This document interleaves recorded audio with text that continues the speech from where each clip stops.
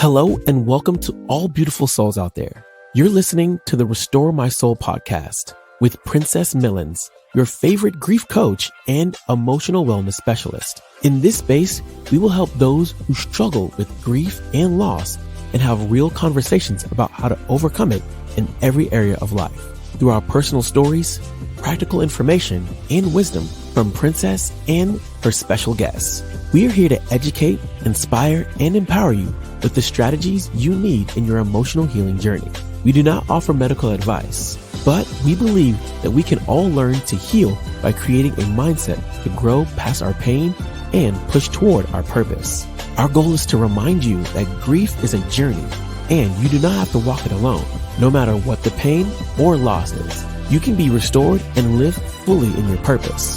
So let's push through the pain together as we share our stories of resilience, one episode at a time. Well, welcome in everybody to another episode of Restore My Soul podcast. I am so excited and I'm so elated that you are joining me, you're watching me, you're listening to me from somewhere around the world. This is where we have real conversations and real people to talk about the things that they have survived and they have overcame in life to build that resilience. And so we want to make sure that we give you, we teach you, we inspire you, we empower you in your own emotional wellness journey. So I am your host, your favorite grief and emotional wellness specialist, Princess Millens.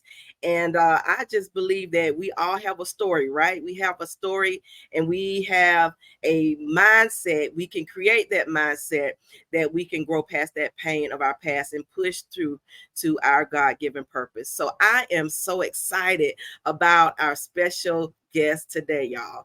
I have Coach Erika Perry in the building today, and she is so near and dear to my heart. She is the founder and executive director of Youth Talk United, which is a nonprofit organization designed to educate, empower, and engage youth in our community through service, leadership, positive decision making.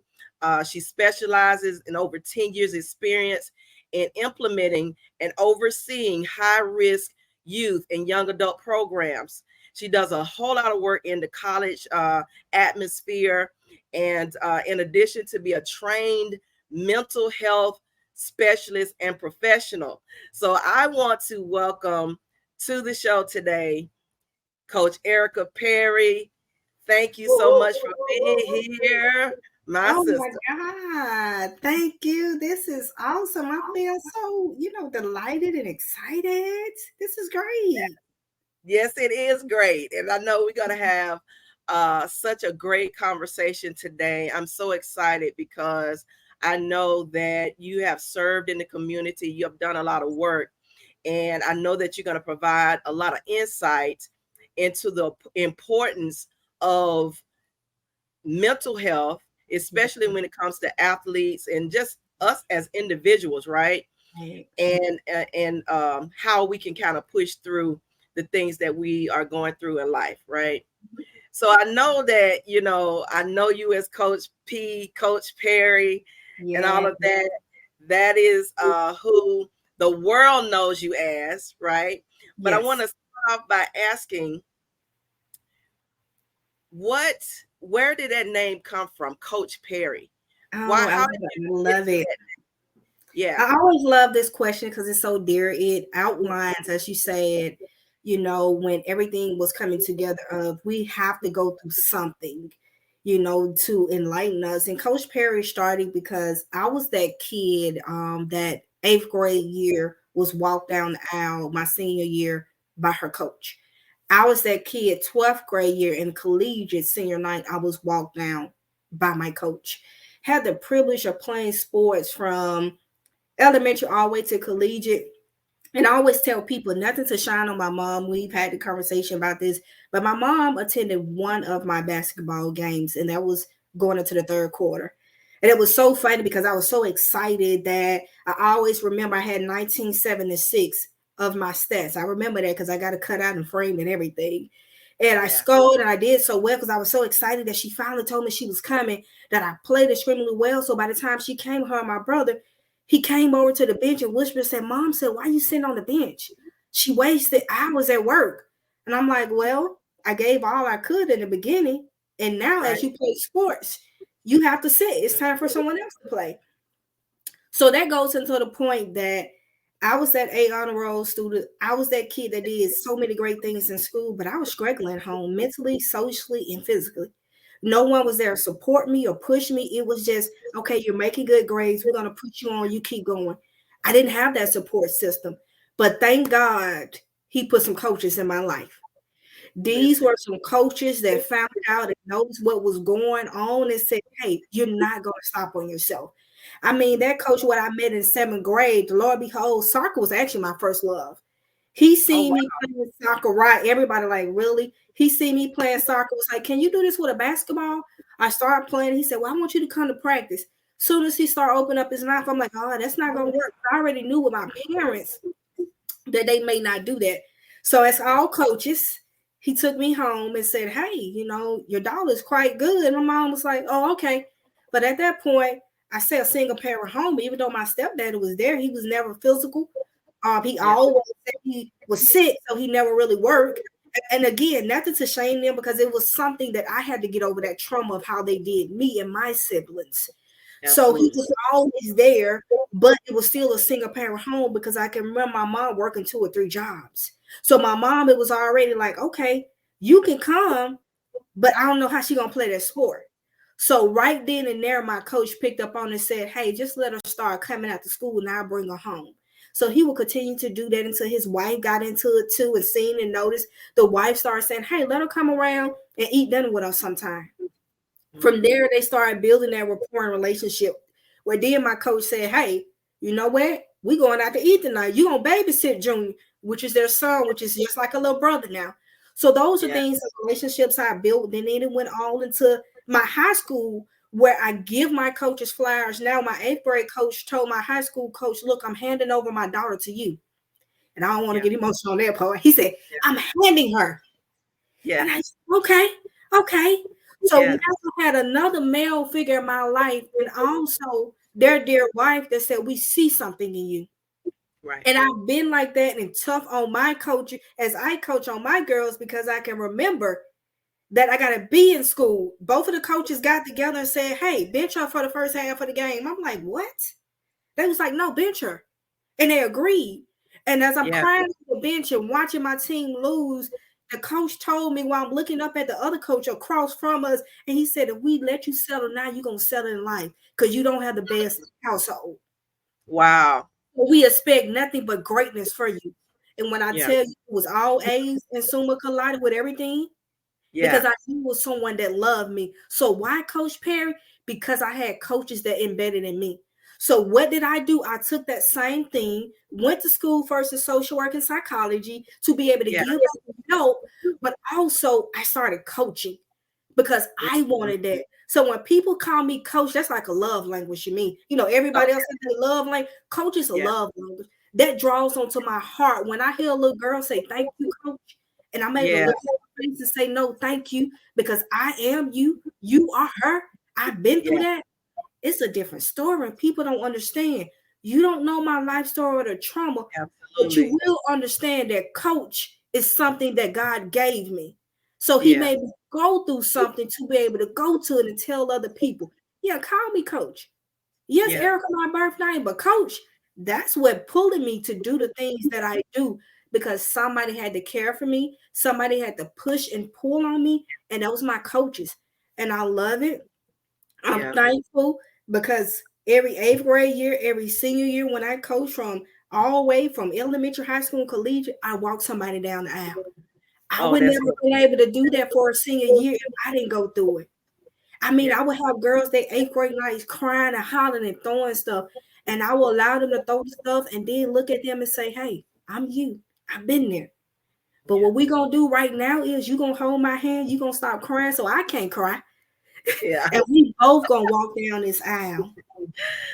So that coach is so dear and near to me because it was coaches that was a Listen, blessing to me.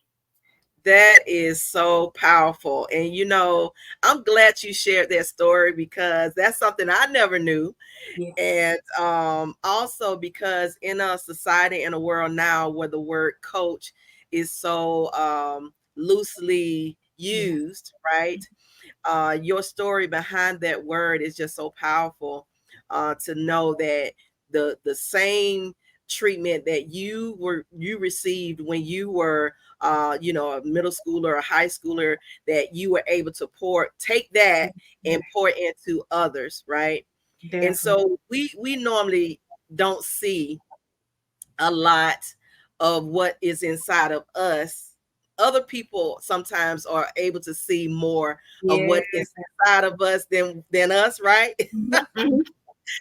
And so, and I see that with your coaches, they were able to see the greatness in you. They were able to see beyond, your home life. They were able to see beyond all of that, even beyond the good grades, so what you can do on the court. And so I want you to speak on how important, because we know that mental health, emotional wellness, all Mhm. of that, it starts from day one. It Yes. starts from birth, right? Mhm. And a lot of us grow up and we get to certain stages where if we feel like we have not been supported, or we feel that we have gone through a lot, and some of our teenagers, our young adults, they have gone through a lot. You know what I'm Yeah. saying? But how how important is us as parents, Yes. us as teachers, because I taught 20 years in classroom, Yes. us as coaches, us as a community, to build emotional and mental health and wellness in our children? How important is that?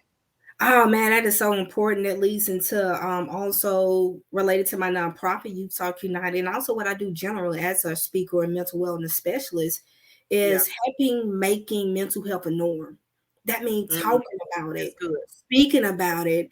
We shy away because the culture have told us that when you speak about mental health, that something is wrong. But my job Exactly. is you have to educate yourself to be able to educate others, and mental health is just the label. Mental health is your social, emotional, psychological aspect. It's a label that's given. It does not mean that you have a disorder or something wrong with you. Everybody Yeah. wants to have mental and health.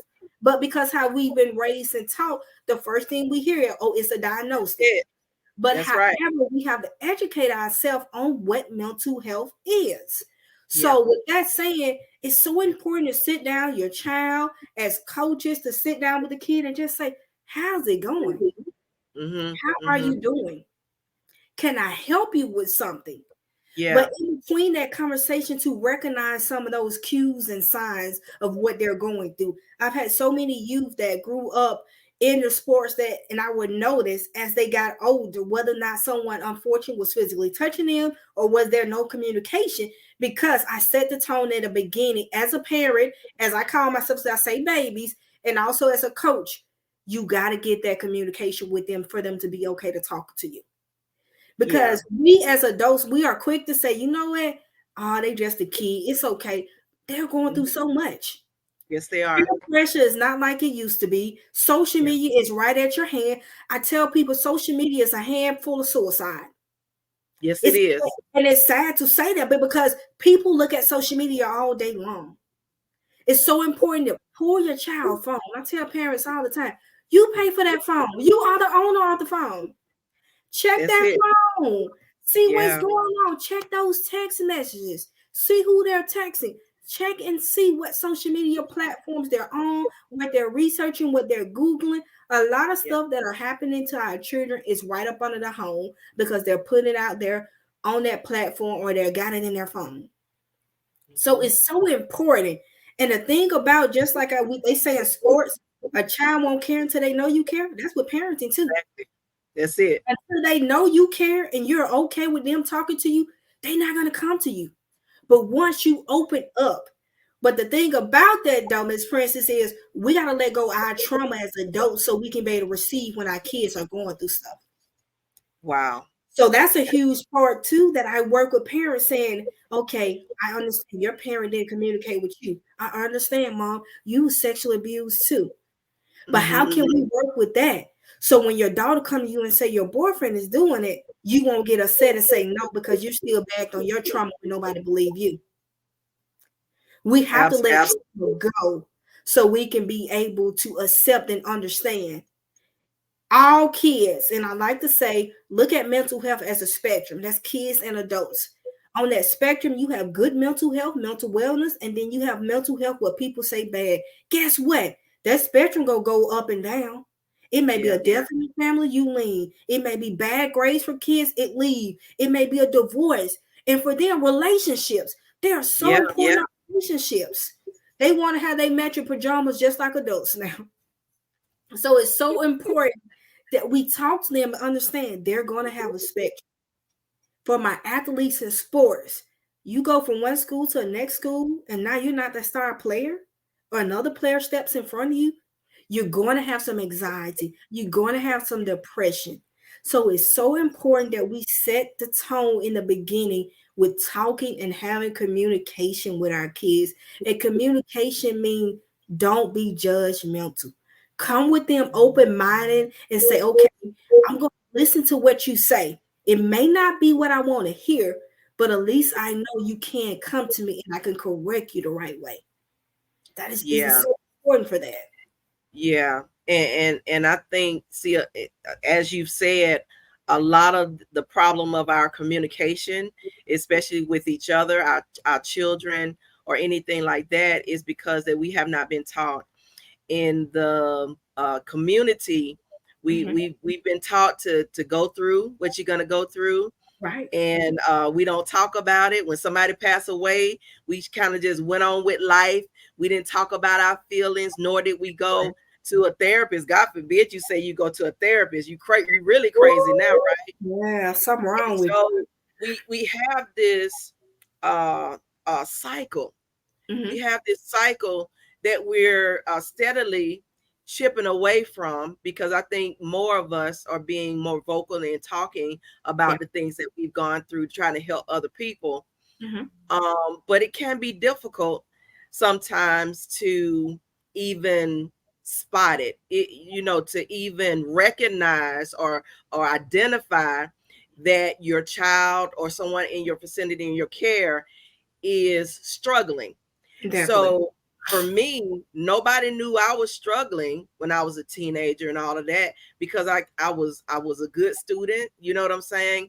Made A's, didn't fight in any of that. You know what I'm saying? But emotionally, mentally, just breaking down every day, and just did not know why. Did not have the language, right? Didn't feel like I had nobody to talk to about it as well, right? And then we get into these adults. We get to be the adults that never dealt with it.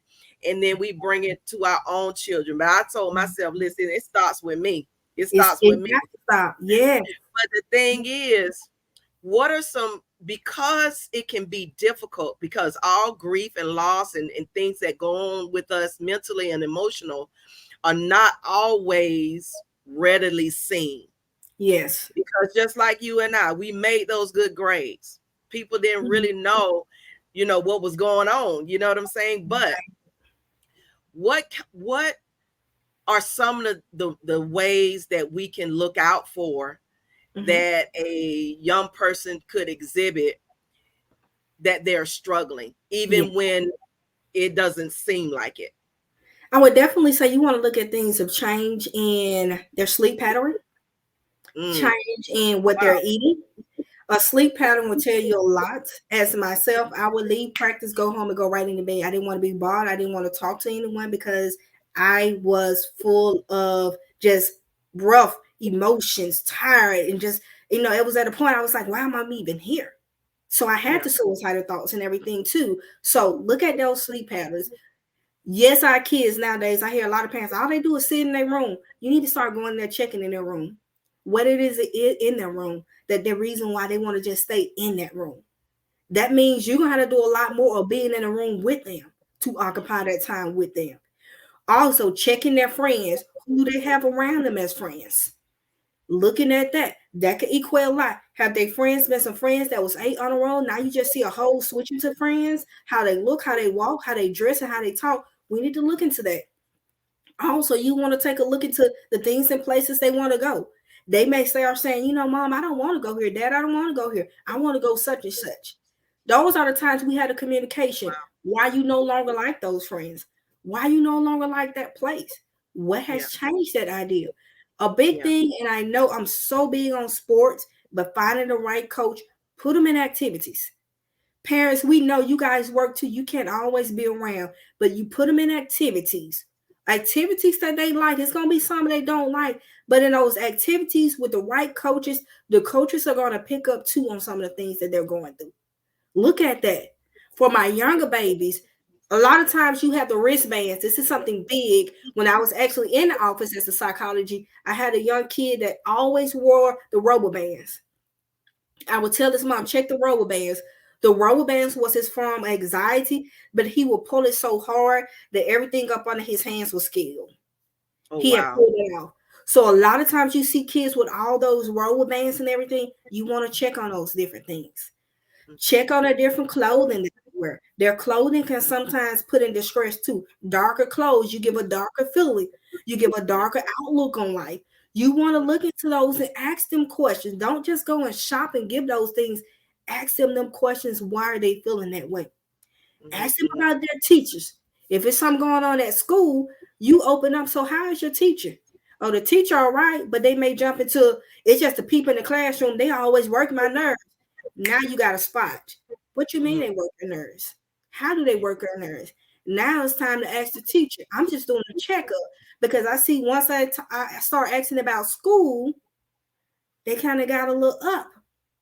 So what are some things in school that you can check in on? Ask the teacher. It's about, most important, Princess, is being involved. You got to want to take that time to go over and beyond to be involved in your child's life and check on them because of what's going on now. Some of us, I know we hear, I just don't have the time. I'm going to tell you, make the time. Ask those questions. If you have multiple kids, I always used to suggest you need once a week where you have time with each kid. You got to make that time. Come on. It's JoJo time right here. It's Mike time Tuesday. It's her time Friday. Give them their individual time. At that individual time, you're watching everything. You're making sure you understand. Some of y'all got young males. Y'all understand. Watch your phone. Watch other stuff up under their bed that they may be using. We just gonna keep it real. Because those are signs when they start thinking about you're seeing different stuff in their rooms. The sexual signs. Is that good sexual signs or bad sexual signs? Is there something going on? Do you think he's going too fast? And now I need to get a halt on him because I don't need him out here messing with nobody, even inside of the house. Exactly. Those conversations that we don't want to talk about, but we got to be generated with it so we can be able to say, son, if you're doing this, we need to make sure you're releasing yourself the right way. And we're not just saying, as us in a black film, he going to be a boy, he going to be a boy. No, sir. No, ma'am. Yeah. Let's talk about this, son. I see this is now going on, but we want to make sure you're doing it right. And we also want to make sure to understand when is the time to do it. If you got an urge, I need you to, come, go talk to daddy. Exactly. It's communication. We don't think that it's big, but it's the smallest things that the kid gonna come back and say, dang, I do probably need to talk to dad or mom because they took the time out to talk to me. But it's not gonna be all the time. But if you start communicating with them, when you start seeing those signs, it's gonna be more easier. Because yes, as a teen, they're gonna pull away from you because they're gonna get to that time. But because y'all had a communication, there always going to be a time where they're going to slip up and say, you know what, I got into it with her, mom. Who, your friend over 10 years? Let me know more about it. Now that is your clue to, again, look in that phone. Maybe it's your clue to call that parent. How's things going? It's the communication. I would say it's the biggest thing that you set early on with your child. You watch different things, like I said, from the social media they look at, television shows they look at. And also using those television shows. Love and Hip Hop Atlanta is a big thing, to each his own on shows. As I grow older, I go different ways from different stuff, especially it utilize us, especially as Black women, in a different way. So you can still look at that and say, hey, what you think about her? How you think Yeah. she's showing herself? And then you contribute that to them in a communication. Now you get a feeling, because it's gonna be some kids be like, oh, I like how she look. I love Right. what she say. Now you Right. need to start thinking about those things. Yeah. Communication. Communication is so key. And not just when they become high schoolers or teenagers. The Definitely. conversation starts is from birth again, even when Early. they can't even talk, right? Even when they Mhm. can't talk, we talking to them. They're learning how to communicate from us. So if Definitely. we are poor communicators, they're going to learn to be poor communicators as well. But as Mhm. long as we embrace them and lead them into those conversations that is going to be healthy for them, you know, they're going to have a thriving life. It takes a community. It takes we always say it takes a village to raise a child, and it certainly does. And everybody who we have that the child is in contact with and in their care for any reason, we have, I think, a responsibility to do just that. Definitely. um this time has gone on so quickly, but I wanted to ask you a Yeah. quick question as we kind of wrap this up. I know that you talk a lot about the pressure, right? Not necessarily always the peer pressure, for like even when students do sports or any activity, any extracurricular activity, because they dance and do everything else too. Yes. um, but sometimes there is stress and undue pressure that Hmm. even parents, we place on our children, even when they don't want to do the sport, even when they Right. don't want to go to dance practice, even when they don't want to go to this, that, and the other. They don't want to learn how to sew. They don't want to learn how to. So, but we push them into these places, right? So, can you get some quick encouragement to the parent, to the Yes. students, or whoever is listening, how that we can not make sure that we are not pressuring or putting undue pressure on our children like that? Yes, parents, stop it. Stop. Stop. Allow your kid to be a kid. If they would like to do it, they will grow into it. You keep them in that environment where they possibly can see it. But if it's something they don't want to do, don't push them to do something that they don't want to do, because now you are already put in their head that they have to do things even though they don't want to. I know it seems small, but mentally psychology, now you got them in there. I don't want to do this. I didn't want to do that, but he forced me to do it. He pushed me, said I should do it. When you start that early, it seeps in their heads. Yeah. So give them that time to communicate. Okay, you don't want to do it. Why you don't want to do it? And I know as a sports player used to hit up, you're gonna do something, you're gonna play something. Put them in something they like so they can flourish. See, at least That, allow them to flourish in something they like. It may not be football, they may want to do art. It may not be exactly. basketball. They may want to do piano ballet. Just let them pick or something that they're going to do. Yeah. I do agree with parents. They need to be active. They mind don't need to be idle at home or just in front of some technology. Allow them to do that. But after they try it out and they don't want to do it, don't force them to do it.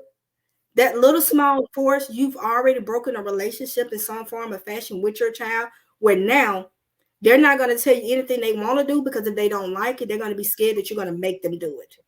Mm, So instead of saying, "Oh, I like that," they're going to be like, "I like it," but I ain't going to say because she's going to make me do it or he's going to make me do it. So allow them to make their choice. Unfortunately, it's not your life, it's their life. So allow them to make that choice with you.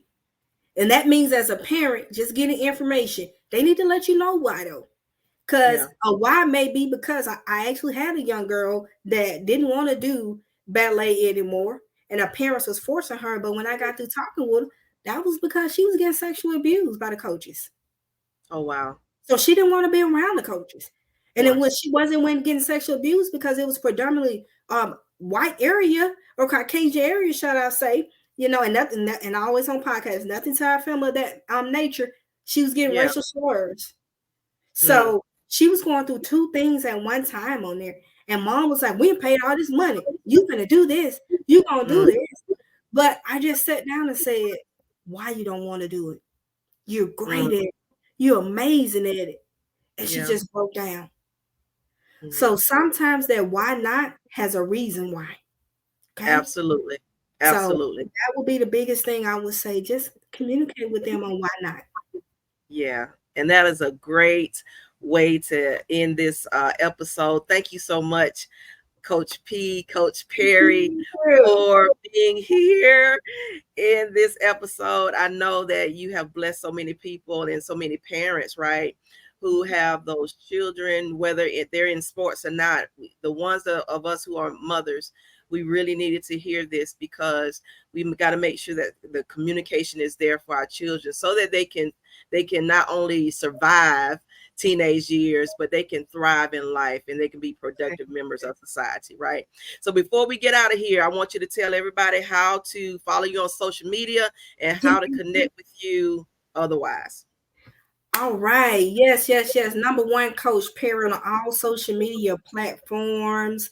On Facebook, usually Erika Perry. I do more on that Facebook because it's my personal page. But guess what? I want the people to know that my personal is you guys' personal because I'm here to help and empower everyone. So you also can follow me on there too. And on there, you will definitely see all pages and platforms. The Talkers First Do Apparel. You see, Miss Princess got it all too. This is what we do. You will see that too because Coach Perry is all about doing and not just talking. Everybody say they want to make a change, but I'm here to say don't talk about it. Be a doer of the positive change that you want to see.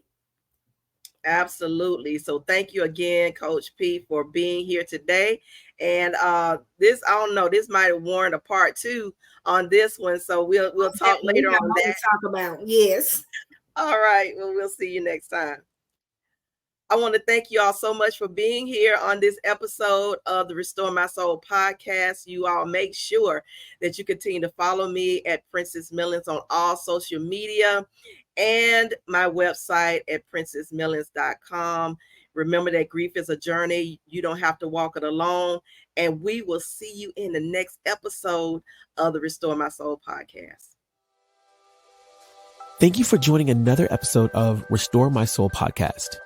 Be sure to listen and watch each week as we continue the conversation on how to bounce back from the setback of grief and loss and to become resilient so that you too can thrive in life. Don't forget to like and subscribe so that you don't miss out on any new episodes, and share this with as many people as possible so they can be encouraged in their emotional wellness journey. We invite you to follow Princess Millens on all social media platforms and on the website at princessmillens.com. Thank you for listening, and we'll see you in the next episode of the Restore My Soul podcast.